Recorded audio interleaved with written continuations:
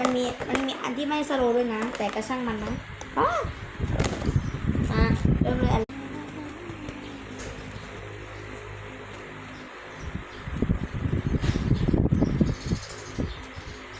อันที่สอง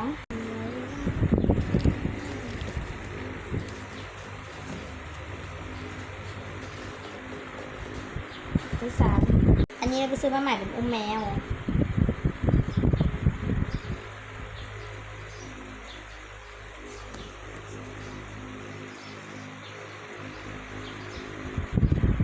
ต่อไป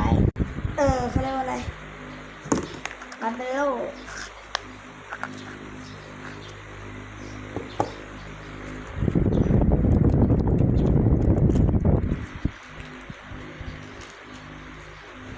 แข็ง